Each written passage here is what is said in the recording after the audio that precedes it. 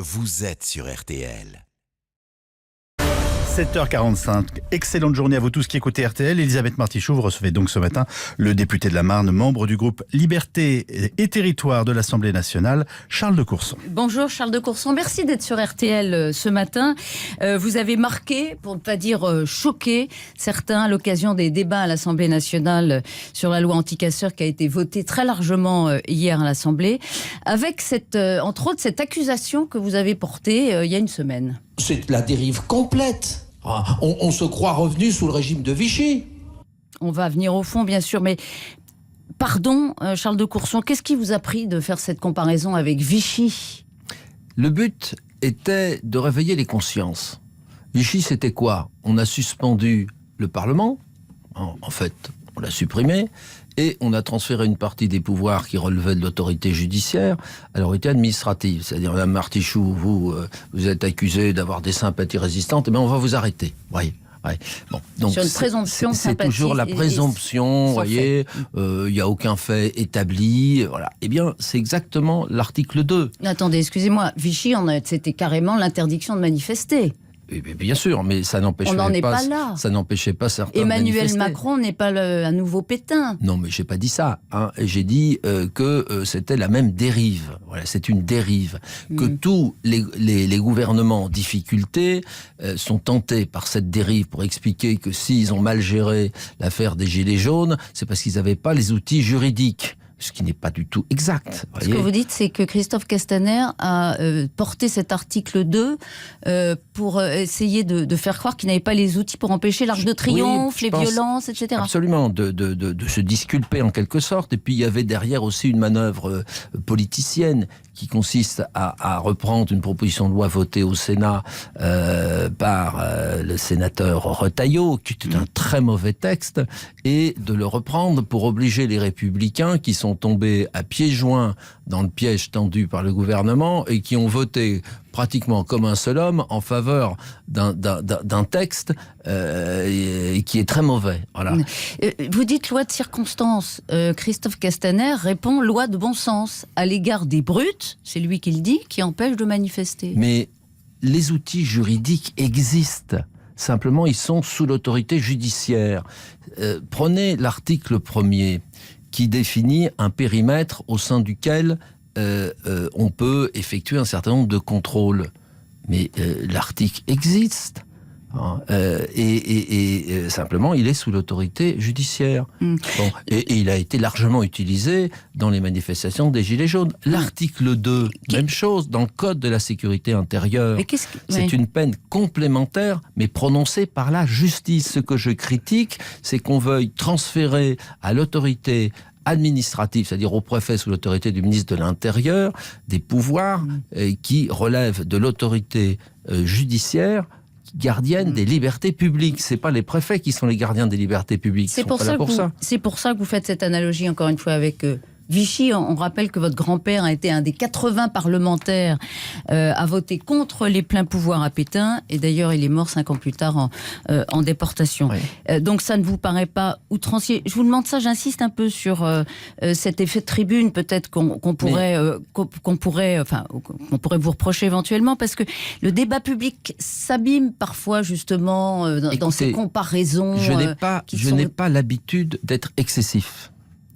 Mais ce que j'ai fait là, je ne regrette absolument pas, parce que le but a été atteint. Ça a réveillé les consciences. Il y a 50 membres de La République En Marche qui se sont abstenus. Certains sont venus vous voir. Bien sûr.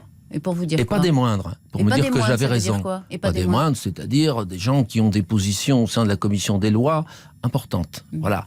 Et il y en a certains qui auraient pu voter contre et qui... De toute façon, certains d'entre eux pensent que tout ceci finira au Conseil constitutionnel par une annulation au moins de l'article 2. Bien. Donc, vous pensez que ça ne passera pas le cap du Conseil constitutionnel ? Je pense. N'anticipons pas sur la position du Conseil constitutionnel. Le constitutionnel a une jurisprudence constante, extrêmement protectrice des libertés publiques. Ouais, non, mais ce que vous dites, c'est qu'il y a certains députés de La République En Marche qui ont pu voter pour cet article tout en pensant que de toute façon, il ne passera pas le cap. Non, c'est pas ce que je dis. Je dis que dans ceux qui se sont abstenus, Vous savez, s'abstenir quand vous êtes dans la majorité, ça veut dire que vous êtes contre, en termes clairs. Et le groupe Modem, qui a voté pratiquement à l'unanimité pour ce texte, sa porte-parole n'est autre qu'une ancienne magistrate très connue, qui, dans son explication de vote, a montré toutes les réserves. Et qui, par exemple ? La porte-parole de Modem, qui est une magistrate connue. Madame Wisniewski, pour ne absolument. pas la citer, qu'on avait d'ailleurs entendue sur cette antenne. Absolument, et qui est très critique. Elle a été très critique. Et la conclusion de son exposé, c'était qu'il fallait s'abstenir. Eh bien, elle a fait voter pour en disant, mais on verra suite au Sénat, en deuxième lecture, pour une position finale. Donc on voit bien l'extrême réticence de tous les gens un peu sérieux et qui connaissent un peu ces questions. Vous parlez de la réticence, vous parlez des gens sérieux, mais parlons des Français. Il y a une demande de sécurité, Charles de Courson. Les gens ont été effarés de voir ce qui s'est passé, encore une fois, à l'Arc de Triomphe, de voir ce policier qui a été castagné par un ancien boxeur. Et cela, effectivement, ça ne demande pas un durcissement des lois. Mais il n'y a pas besoin. Les lois existantes... Mais alors pourquoi ça s'est produit ? Je vais vous le dire. Ces lois existantes sont tout à fait suffisantes. Concernant le boxeur, il a été arrêté, puisqu'il a été identifié. Il n'a pas fait de la préventive ?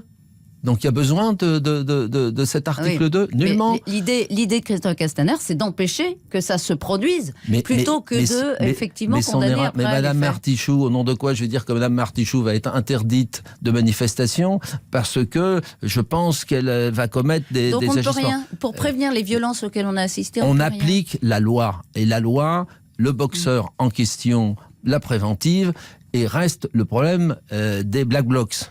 Les Black Blocs, le problème, c'est de mettre la main dessus. Et pour ça, il faut avoir des équipes de policiers ou de gendarmes qui courent plus vite qu'eux.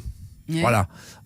Sinon, vous prêcherez dans le désert. Vous n'arriverez pas à maîtriser cela. Et donc, il n'y a pas besoin de cette nouvelle loi. Et de faire croire que cette nouvelle loi permettrait d'éviter un certain nombre de violences est une erreur. Le gouvernement est devenu l'employé des forces de l'ordre. C'est une des phrases de l'interview marquante de François Sureau, écrivain, avocat, qu'on dit proche d'Emmanuel Macron, dans le journal Le Monde lundi. Et il souligne aussi qu'il y a une contradiction en fait entre la lutte contre le populisme et ce type de législation. C'est-à-dire qu'en renforçant l'arsenal sécuritaire, finalement, Emmanuel Macron, et en diminuant les libertés publiques, selon lui, Emmanuel Macron nourrirait le populisme qu'il prétend, par ailleurs, combattre. Mais je ne donnerai pas tort. J'ai lu avec attention son article. Et c'est la dérive de tous les gouvernements en difficulté, qui consiste à dire, si j'arrive pas à maintenir l'ordre, c'est que j'ai pas les outils juridiques suffisants. Mais c'est pas du tout pour cela. Et il faudrait peut-être s'intéresser à l'origine de pourquoi il y a eu le mouvement des Gilets jaunes. Quelle est l'origine de cela? Et de ne pas aller faire croire que l'infime minorité, et parfois qui n'étaient pas des gilets jaunes, qui ont pénétré dans ces manifestations et qui ont cassé, qui ont dégradé l'Arc de Triomphe, c'était pas forcément des gilets jaunes. C'est grave ce qui s'est passé hier à l'Assemblée, le vote?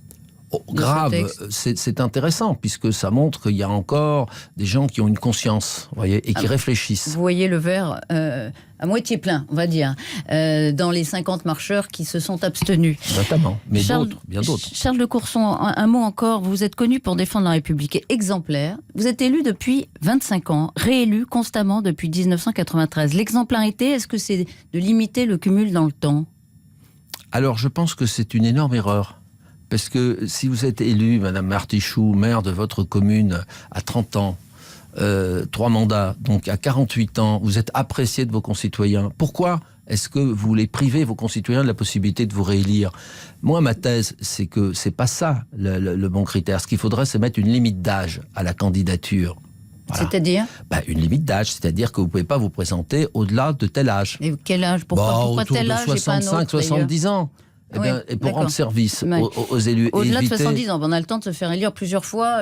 Ça dépend à quel âge. Ça dépend à quel âge vous êtes élu. En tout cas, vous, ça vous choque pas du tout qu'on puisse être élu. D'ailleurs, vous incarnez ça. Mais écoutez, la suite, moi je suis démocrate. 6-7 mandats. Vous êtes à... Non, mon 6e. N'exagérons pas. Mon 6e. Et j'ai toujours été élu avec des majorités considérables, puisque j'ai fait le 4e.